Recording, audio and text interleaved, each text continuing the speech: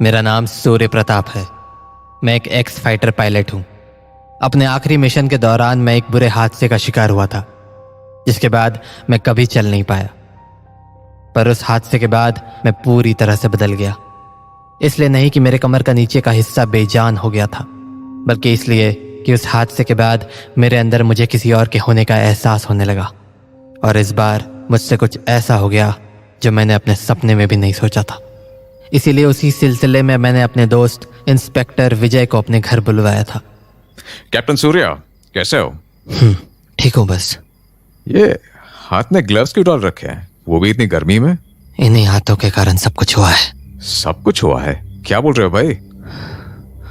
Anyway, ये बता, तुझे किस बारे में बात करनी थी जो तूने मुझे अपने घर बुलवा लिया? बात बड़ी तो है। Tell me. तुमने हाल ही में इस एरिया से एक बच्चे के लापता होने की खबर तो सुनी ही होगी। यस, ये सुनी तो है। वही बच्चा ना जो समुद्र से सिक्के निकाला करता था? हाँ, वही बच्चा। वेल यस, मैं एक्चुअली उस केस पर काम भी कर रहा हूँ, पर अनफॉर्चुनेटली मुझे अभी तक कुछ खास मिला नहीं है जिससे उस बच्चे के बारे में कुछ पता चल सके। विजय, उस बच्चे की मौत हो चुकी है। व्हाट? हाँ, ये सच है। पर तुम्हें ये बात कैसे पता है? क्योंकि उस बच्चे की मौत का कारण मैं हूँ। What do you mean? मतलब कि उस बच्चे को मैंने ही मारा है। व्हाट? ये क्या बहकी बहकी बातें कर रहे हो? किस तरह का मजाक है ये? विजय, ये मजाक नहीं है, ये सच है। मेरी बात का यकीन करो। Captain Surya, with all due respect, मैं समझता हूँ अकेले रहना आसान नहीं है, पर प्लीज एटलीस्ट इस तरह की हरकतें मत करो। विजय, मेरी बात का यकीन करो। उस बच्चे को मैंने ही मारा है। मेरे अंदर कोई और रहने लगा है जो मुझे इस्तेमाल कर रहा है, और उसी ने उस बच्चे को मार डाला है। कैप्टन सूर्या, आई थिंक आपको रेस्ट की जरूरत है। शायद आपने ज्यादा पी ली है। प्लीज टेक रेस्ट, मैं बाद में आता हूँ। विजय को मेरी बातों पर यकीन नहीं हुआ, पर मैं जानता था कि मेरे पास वक्त बहुत कम था, क्योंकि मेरे हाथों की खुजली पिछली बार की तरह ही बढ़ने लगी थी। इसका मतलब साफ था कि भले ही वो सब कुछ देख ना पा रहा हो, पर उसे सुनाई सब कुछ दे रहा था। तो अगले शाम मैंने विजय को दोबारा बुलवाया और उसे अपने घर से थोड़ी दूर लेकर चला आया। बताओगे भी ये मुझे यहाँ क्यों लेकर आए हो? मैं तुम्हें कुछ दिखाना चाहता हूँ। क्या? पता चल जाएगा तुम्हें। बस ये सामने की मिट्टी खोदनी शुरू करो। मिट्टी? क्यों? मेरी बात मानो और मिट्टी खोदो। अरे पर इतनी गर्मी में मैं फालतू में मिट्टी क्यों खोदूं? विजय प्लीज मेरी बात को समझो। हमारे पास वक्त कम है, और मैं चाहता हूँ कि तुम इस बारे में पूरी तरह से जान लो। ठीक है, तुम कह दो तो खोदता हूँ। उसके बाद विजय उस मिट्टी वाली जगह को खोदने में लग गया, और कुछ ही देर में विजय को वो मिल गया जो मैं उसे दिखाना चाहता था। सूर्या, ये लाश? ये उसी बच्चे की लाश है विजय, जिसके बारे में मैंने तुम्हें बताया था। पर कैसे? सूर्या, मुझे कुछ समझ नहीं आ रहा है। What is all this? मैंने तुमसे कल कहा था ना, ये बच्चा मेरे ही हाथों मरा है। What nonsense? Surya, how can you even? ये सच है। अरे पर कैसे? मारना अलग बात है, पर उसे जमीन में ऐसे दफना देना, especially when you can't even walk. ये क्या चल रहा है सूर्या? मुझे सच बताओ, किसको बचाने के लिए तुम ये इल्जाम अपने सर पर ले रहे हो?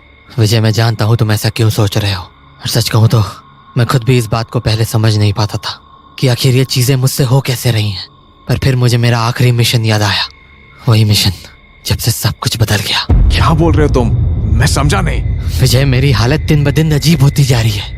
अपने अंदर मुझे कुछ अजीब सा महसूस होता है, जैसे मैं हूं ही नहीं, कोई और हो चुका हूँ। और ये सब उस आखिरी मिशन के बाद से हुआ है। क्या हुआ तुम्हारे आखिरी मिशन पर?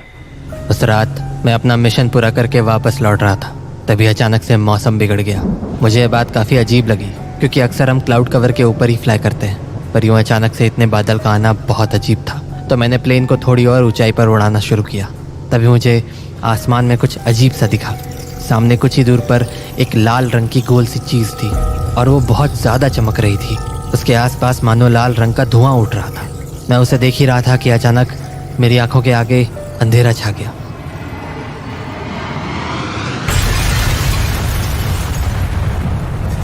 जब मेरी आंख खुली तो मेरा प्लेन धू धू कर जल रहा था, और मेरे पैर की हड्डियां चूर चूर हो चुकी थी। मैं समझ गया था कि मैं अब नहीं बचूंगा, पर ना जाने कैसे मेरी जान बच गई। लेकिन उसके बाद से मुझे हमेशा ऐसा महसूस होने लगा मानो कोई है जो मेरे अंदर रह रहा है और मुझसे अपने काम करा रहा हो। कौन? किसकी बात कर रहे हो तुम? मुझे नहीं पता, पर ये जो कुछ भी है इस दुनिया का तो नहीं है। कल तुम पूछ रहे थे ना कि मैं ग्लव्स क्यों पहनता हूँ। अगर मैंने अपने ग्लव्स उतार दिए तो तुम एक झटके में मारे जाओगे। क्या? मैं समझा नहीं। विजय, मेरे अंदर जो कुछ भी है वो मेरे इन हाथों के जरिए ही अपने आसपास की चीजों को देखता है। और तो और शायद उसे इंसानों से नफरत भी है। क्या मतलब? ये बच्चा जिसकी लाश यहाँ पड़ी है, मैं कुछ दिनों से इससे बातें करने लगा था, पर मैं हमेशा इससे ग्लव्स पहन के बात करता था ताकि वो इसे देख ना पाए। पर शायद वो हमारी बातें लगातार सुनता रहता था और इसीलिए मुझे अपने हाथों में बहुत ज्यादा खुजली होने लगी। खुजली? क्यों? पता नहीं, पर मुझे ऐसा लगता है कि जब उसे किसी को मारना होता है तो मेरे हाथों में खुजली सी होने लगती है। उसने जब मुझे इस बच्चे से बात करते हुए सुना तो वो इस बच्चे को मारने के तरीके ढूंढने लगा, पर मेरे हर वक्त ग्लव्स पहने रखने से शायद वो पॉसिबल नहीं हो पाया। पर एक दिन जब मैंने अपने ग्लव्स उतारे तो इसे थोड़ी ही दूर पर ये लड़का दिख गया। इससे पहले मैं ग्लव्स वापस पहनता मेरी आंखों के सामने बिल्कुल अंधेरा छा गया और जब मेरी आंखें खुली तो सामने उस बच्चे की जली हुई लाश पड़ी थी। तो ये खुजली तुम्हें हर वक्त होती है? नहीं, ये तभी होती है जब मैं इंसानों से बात करता हूँ। तुम तो मुझसे भी कुछ दिनों से बातें कर रहे हो। क्या तुम्हें हाथों में खुजली नहीं हो रही? हो रही है और हर एक मिनट के साथ बढ़ती ही जा रही है। इसीलिए मैं तुम्हें आज सब कुछ बता देना चाहता था। विजय, तुम्हें इस केस को हर हाल में रफा दफा करना होगा, वरना अगर मेरे करीब और इंसान आए तो बहुत ज्यादा दिक्कत हो जाएगी। तुमने कहा कि उसे इंसानों से नफरत है, फिर तुम अब तक जिंदा क्यों हो? तुम भी तो एक इंसान हो। शायद ये मुझे इंसानों में गिनता ही नहीं है। मैं बस इसका एक जरिया हूँ जिसके सहारे ये अपना मकसद पूरा करता है। देखो, जो ठीक से तो कुछ भी समझ नहीं आ रहा, पर हाँ, मैं इस केस को बंद करने की पूरी कोशिश करूंगा ताकि और लोगों की जान ना जाए। Thank you. उसके बाद जैसे ही विजय वहां से गया, मैं जल्दी से अपने घर गया और अपने ग्लव्स उतार दिए क्योंकि खुजली के कारण मेरे हाथ लाल होने लगे थे। पर ग्लव्स उतारते ही मुझे वही नज़ारा दोबारा दिखने लगा, जैसे मेरी 12 आंखें हों, मानो मेरी हर एक उंगली की अपनी आंखें थी। पर जैसे ही मैंने अपनी उंगलियों को अपने चेहरे की ओर घुमाया, मुझे उसकी नज़रों से खुद का चेहरा दिखा। उसकी नज़रों में मानो मैं कोई हैवान था और शायद इसीलिए वो इंसानों को मार डालना चाहता था। पर मेरे दिल में एक तरह का सुकून भी था क्योंकि मैंने विजय को सब कुछ समझा दिया था और अब वो यहाँ नहीं आने वाला था, जिसका मतलब मेरे हाथों अब किसी का खून नहीं हो सकता था। पर मेरी ये खुशी ज्यादा देर तक नहीं टिकी। अगली शाम विजय दोबारा से मेरे पास आया। विजय, क्या कर रहे हो तुम? तुम्हें यहाँ नहीं आना चाहिए था। प्लीज चले जाओ यहाँ से। सूर्या, मैं मजबूर हूँ। मैं ये केस बंद तो करा दूंगा, पर मैं लोगों को क्या जवाब दूंगा? क्या कहूंगा उनसे कि क्या हुआ था उस बच्चे के साथ? मुझे तुम्हारी स्टेटमेंट चाहिए होगी। तुमने कुछ तो देखा होगा। मैंने कहा ना, मेरी आंखें बंद हो जाती हैं। मुझे नहीं पता मेरे साथ क्या होता है, ये मेरे थ्रू क्या होता है। क्या हुआ? विजय, तू क्यों नहीं समझता कि मेरे अंदर जो भी कुछ है वो तुझे सुन सकता है? ये जानता है कि तू मेरे सामने इस कुर्सी पर बैठा है। पर सूर्या। इससे पहले विजय कुछ और कह पाता, मैंने अपनी एक उंगली अपने होठों पर रख ली और उसे चुप रहने का इशारा करने लगा। उसके बाद मैंने विजय को घर के अंदर चले जाने का इशारा किया।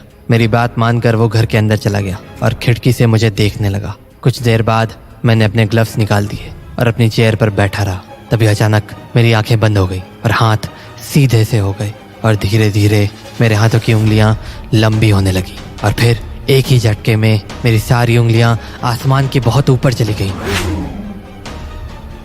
और कुछ ही देर में वो सारी उंगलियां उसी तेजी के साथ वापस भी आ गईं। पर उंगलियों के वापस आने के बाद मौसम बदलने सा लगा। पूरा आसमान लाल सा हो गया और फिर अचानक मेरे बगल वाली कुर्सी पर बिजली गिरी। उसके बाद मौसम वापस पहले जैसा हो गया और आसमान भी साफ हो गया। पर विजय को ये सब देखकर समझ आ चुका था कि मैं जो कुछ भी कह रहा था वो सच था। अगली सुबह जब मेरी आंख खुली तो मेरी बगल वाली कुर्सी बुरी तरह जली हुई थी और उसमें एक बड़ा छेद भी हो चुका था। उस कुर्सी की हालत देखकर मेरा दिल दहल गया। तभी मुझे अपने फोन की घंटी की आवाज सुनाई पड़ी। कॉल विजय का था। मैंने फोन उठाया तो सूर्या। विजय, तू जिंदा है? हाँ, जिंदा हूँ। मुझे भी नहीं पता कि मैं कैसे बच गया, पर मैं इतना तो जरूर समझ चुका हूँ कि तू सच कह रहा था। तेरे अंदर सच में कुछ है, कुछ ऐसा जो इंसानों को मार डालना चाहता है। रही केस की बात, तो मैं कुछ भी करके केस को डिसमिस करवा दूंगा, क्योंकि जो भी मैंने अपनी आंखों से देखा है उसे किसी को समझाना नामुमकिन होगा। और आगे से ध्यान रखना कि तेरे आसपास कोई इंसान ना आ पाए। हाँ, जानता हूँ। मैं जानता हूं मुझे क्या करना है। उस हादसे को अब 5 साल हो चुके हैं। उसके बाद ना तो मैं विजय से कभी मिला, ना ही किसी और इंसान से। शायद इस दुनिया को अपने आप से बचाने का यही एक तरीका था।